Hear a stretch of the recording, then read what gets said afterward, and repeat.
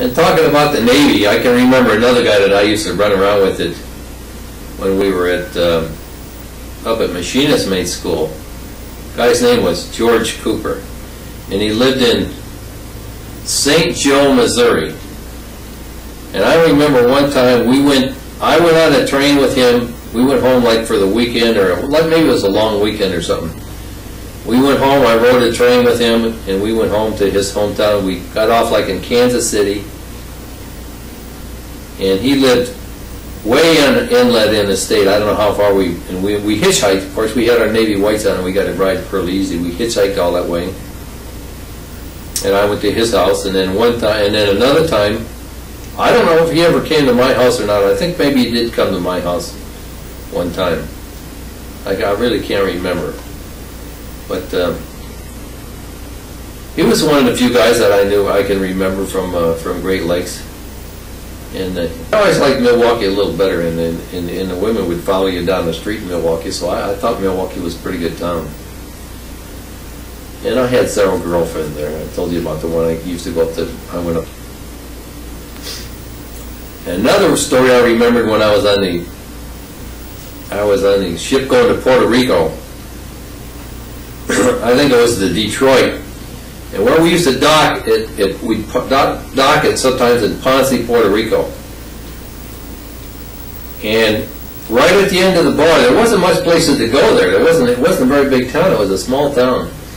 And right at the end of the dock, there was a little bar made out of like it was like a garage. And this guy, because there was just rocks on the floor, big stones on the floor, you know. And the guy had a little bar set up at the end there, and he had a cooler in there with cold.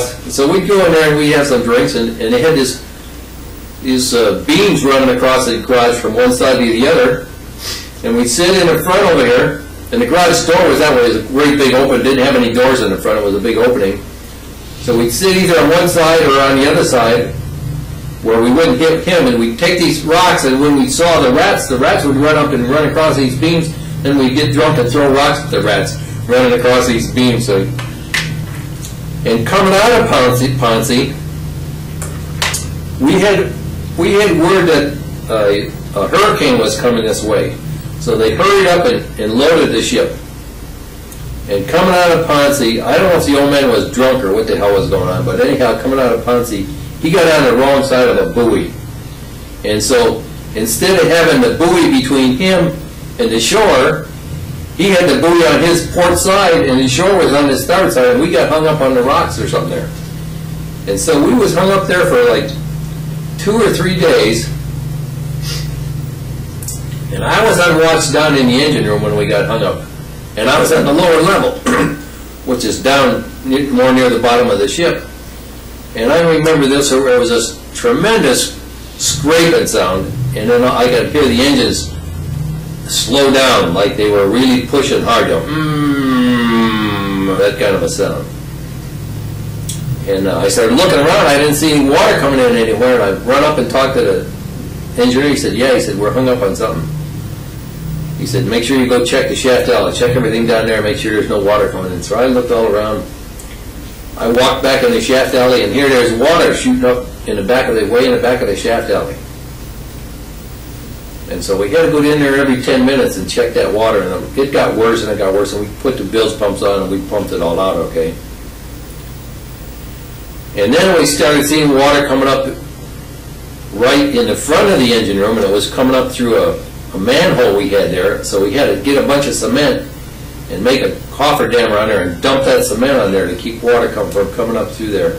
And of course by this time the chief engineer was down there, all the engineers were down there, and we were hung up on that damn rock for, I don't know, a day or two, till finally a tug pulled us off, and luckily the hurricane turned the other way. We met just the edge of the hurricane. I remember it was 50-mile-an-hour winds, and it was right at the edge of the hurricane, so we weren't right in the hurricane, and we went back up to New York City to some dry dock there, and I remember they put the ship in the dry dock there. Another incident that happened, I don't know what ship I was on when this happened, but when we were in Subic Bay, you see, when you're on an ammo ship or early in the war, early in the Vietnam War, we would stay in Subic Bay. They'd send the ship over to Vietnam, but the ships were so crowded and things were so screwed up, they were trying to get things unloaded, that sometimes we went in Subic Bay, and we'd stay in Subic Bay maybe for a month. So then you just went ashore, every day you went ashore and went to the bars, etc. Subic Bay was nothing, just a bunch of bars all up and down the street. There was 1 billion bars there. And of course there was 2 billion women or 5 billion women to go with them.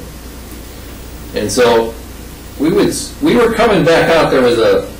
One time there was a hurricane there, and all the ships had to go back out to sea and ride out the hurricane.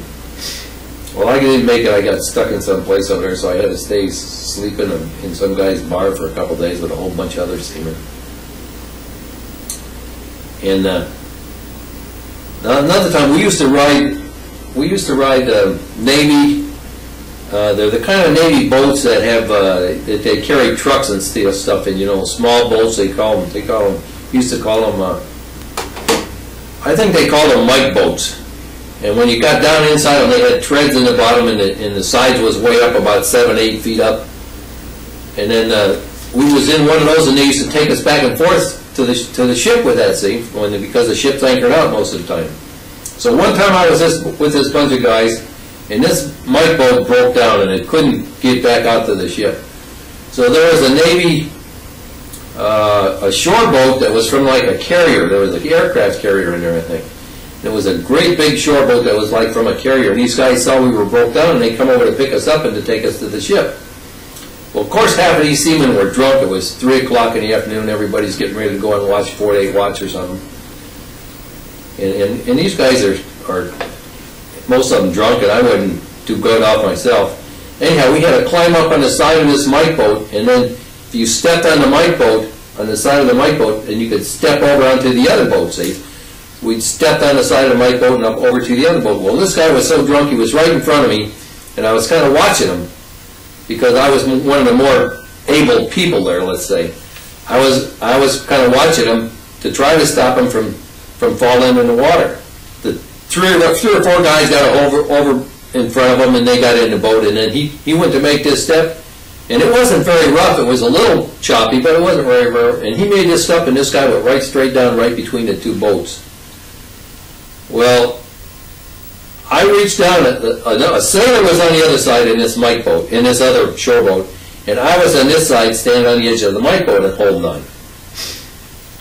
And so I reached down, and I grabbed this guy around the belt.